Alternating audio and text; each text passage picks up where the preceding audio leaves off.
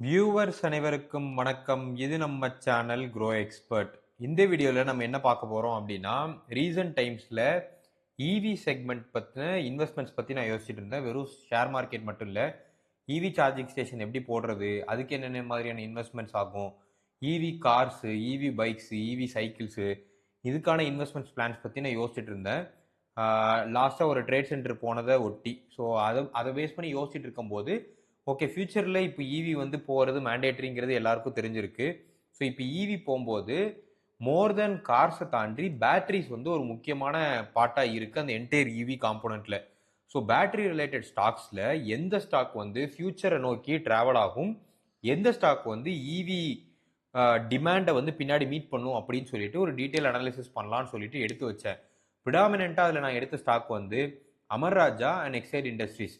So இது எப்படி வந்து ஃபியூச்சர் இவிக்கு கான்ட்ரிபியூட் பண்ணும், இந்த ஸ்டாக்ல என்ன மாதிரியான ரிஸ்க் இருக்கு, என்ன மாதிரியான க்ரோத் பொட்டன்ஷியல் நம்ம எதிர்பார்க்கலாம், எந்த ப்ரைஸ்ல என்ட்ரானா நல்லா இருக்கும், ஃபியூச்சர் இதை நம்பி பெட் பண்ணலாமா இல்லையா, இது மாதிரியான டீட்டெயில் அனாலிசிஸ் தான் இந்த வீடியோவில் பார்க்க போகிறோம். இது வரைக்கும் நம்ம சேனலை சப்ஸ்கிரைப் பண்ணாமல் வீடியோ பார்த்துட்டு இருக்கீங்கன்னா வீடியோ முடிகிற வரைக்கும் வெயிட் பண்ணாதீங்க, சப்ஸ்கிரைப் பண்ணிட்டு பெல் ஐக்கான் ப்ரெஸ் பண்ணிருங்க.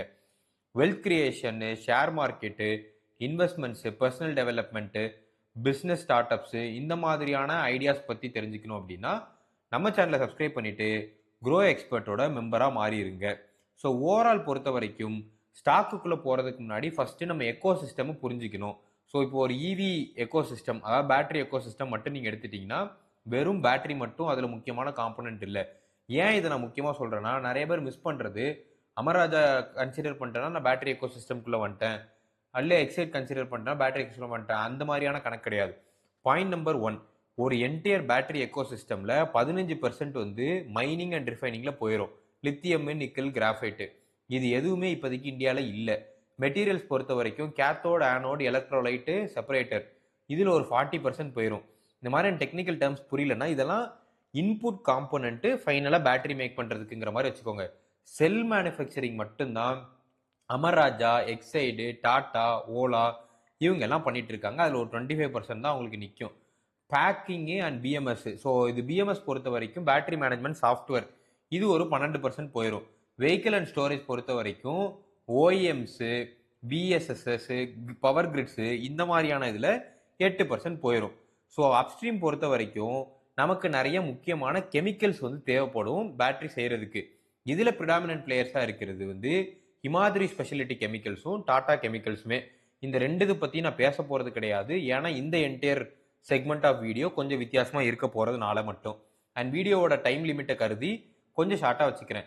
நெக்ஸ்ட் ஜென்ரேஷன் டெக் பொறுத்த வரைக்கும், அதாவது லித்தியம் அயானுக்கு அப்புறம் அடுத்தடுத்து என்ன மாதிரியான பேட்டரிஸ் எதிர்பார்க்கலாம்னா, solid state, QuantumScape and Solid பவர்னு சொல்லிட்டு யூஎஸ்ல ஒரு 2 கம்பெனி இருக்கு. சோடியம் அயான், இது வந்து பிஒய்டி, ஹெச்ஐஎன்ஏ, இவங்க எல்லாருமே வந்து இதை வந்து எக்ஸ்ப்ளோர் பண்ணிட்டு இருக்காங்க. ஸ்ட்ராட்டஜிக் ரிஸ்க், அதாவது இப்போ கிகா ஃபேக்டரி, கெமிக்கல்ஸ், இந்த மாதிரியான நிறைய ஐட்டம்ஸ் வந்து போயிட்டு இருக்கு.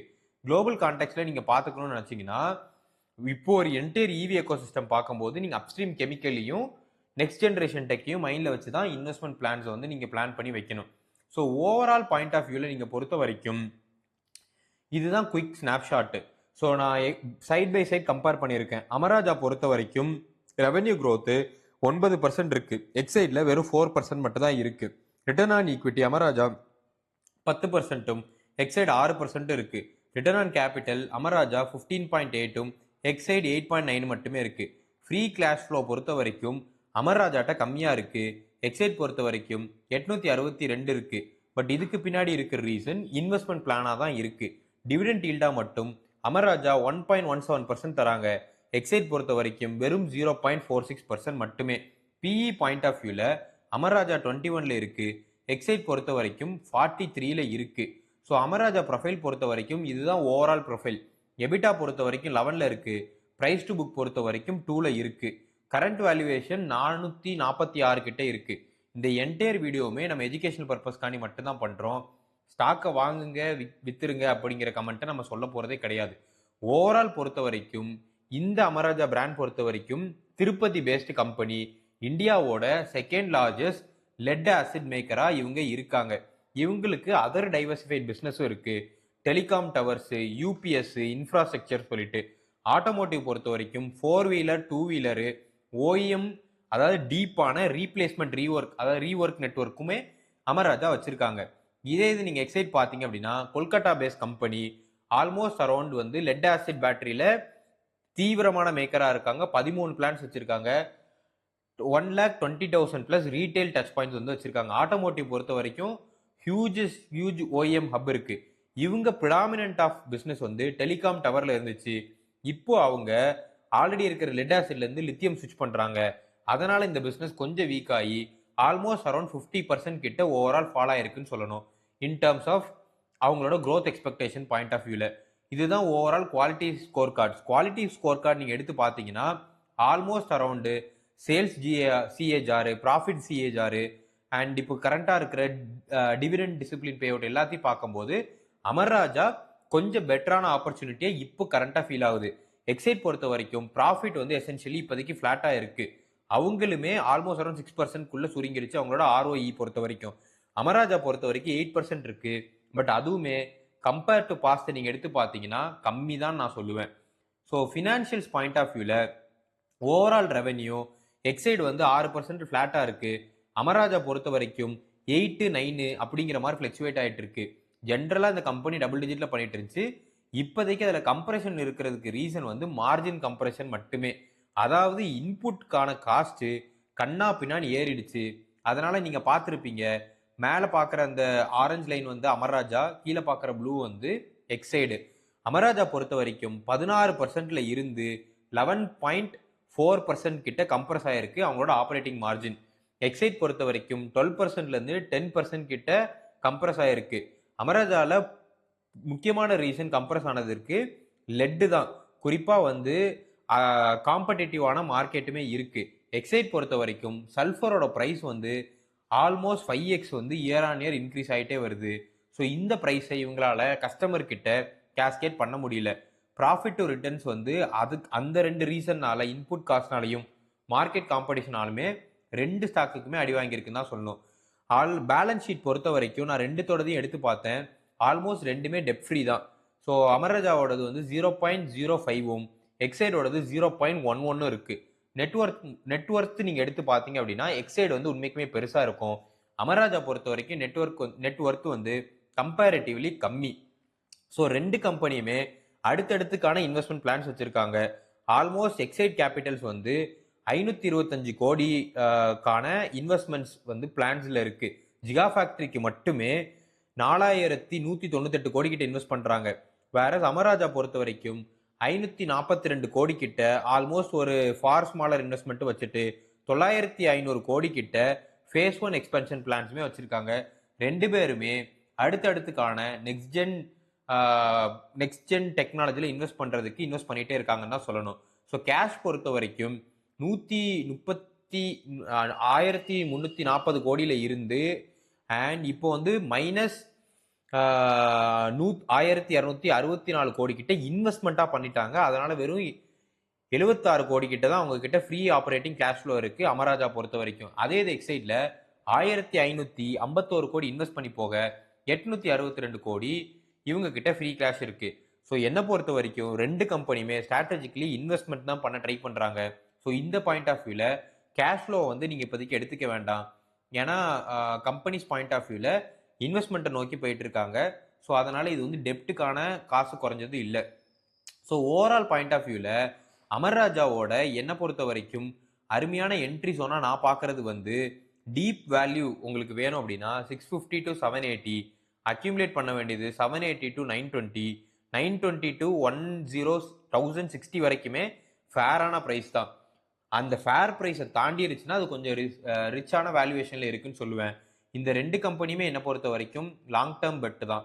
இப்போதைக்கு பிஇ பாயிண்ட் ஆஃப் வியூல நீங்க பாத்தீங்க அப்படின்னா அமர்ராஜா கொஞ்சம் பெட்டராகவே இருக்குன்னு தான் சொல்லுவேன். எக்ஸைட் பொறுத்த வரைக்கும் டீப் வேல்யூ வந்து 250 to 305, accumulate 305 to 360, 360 to 415 fair price. இப்போதைக்கு அது ஃபேர் ப்ரைஸை தாண்டி ரிச்சான வேல்யூவேஷன்ல இருக்கு. 415 to 470க்குள்ள ஆல்மோஸ்ட் அரௌண்ட் 435 கிட்ட ட்ரேட் ஆயிட்டு இருக்கு. ஸோ ஹிஸ்டாரிக்கலி இந்த 2 ஸ்டாக்குமே 2 இயர்ஸோட ஏர்னிங்ஸ் எடுத்து பார்த்தீங்க அப்படின்னா நல்லாவே இருக்குன்னு தான் சொல்லணும். From an PE stand point view Amara Raja 21. So mostly almost இதோட PE வந்து 32 வரைக்கும் ட்ரேட் ஆகிட்டு இருக்கும் இன் ஜென்ரல். வேற எக்ஸைடோட PE வந்து இன் ஜென்ரல் 14 to 39 வரைக்கும் ட்ரேட் ஆகிட்டு இருக்கும். இது அதையுமே தாண்டி, அதாவது 10 இயர் ஆவரேஜுமே தாண்டி 43.3 போயிடுச்சு.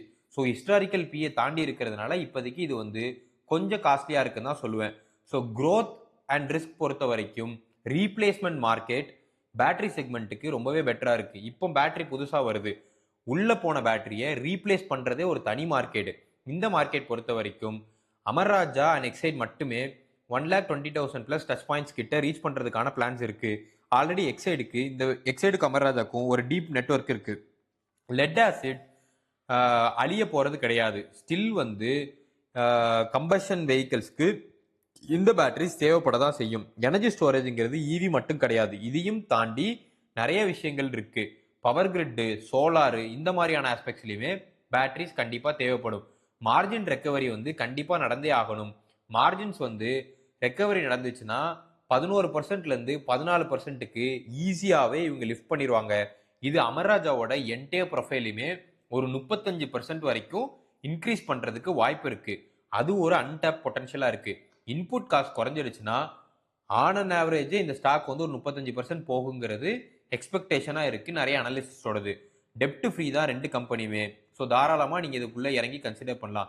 ரிஸ்க்காக அமர்ராஜாவில் நான் பார்க்குறது வந்து இப்போதைக்கு இருக்கிற பாயிண்ட் ஆஃப் வியூ Q4ஓட ப்ராஃபிட் வந்து கொஞ்சம் வீக்காக இருக்குது. ஸோ இதுக்கு பின்னாடி இருக்கிறதுமே டிப்ரிசியேஷனு, டேக்ஸ் எஃபர்ட்டு, இந்த மாதிரி தான். ஆப்ரேஷன்ஸ் பாயிண்ட் ஆஃப் வியூவில் இந்த கம்பெனி பெட்டராக தான் இருக்குன்னு சொல்லுவேன். இந்த கம்பெனி வந்து ஒரு நெக்ஸ்ட் ஜென்ரேஷன் செல் டெக்னாலஜிக்கான லைசன்ஸை வாங்க ட்ரை பண்ணிட்டு இருக்காங்க. அந்த லைசன்ஸை அவங்க ஓன் பண்ணலை. ஸோ இது எப்படி போய் முடியுதுங்கிறது நம்ம பார்க்கணும். எக்ஸைட் பொறுத்த வரைக்கும் ரிஸ்க்காக நான் பார்க்கறது, இதோட ப்ரிடாமினன்ட் பிஸ்னஸான டெலிகாம் வந்து டவுன் பை 50% ஆயிடுச்சு. டிவிடெண்ட் பெருசாக தர்றதில்லை. ROI எல்லாமே கன்சாலிடேட் ஆகி வெறும் 6.1%ல இருக்கு. சல்ஃபரோட காஸ்ட் கண்ணா பின்னான்னு ஏறிட்டு இருக்கு. ஸோ இது வந்து ஒரு பெரிய டேர்ன் அரவுண்ட் ஸ்டோரியாக நம்ம பார்க்கணும்.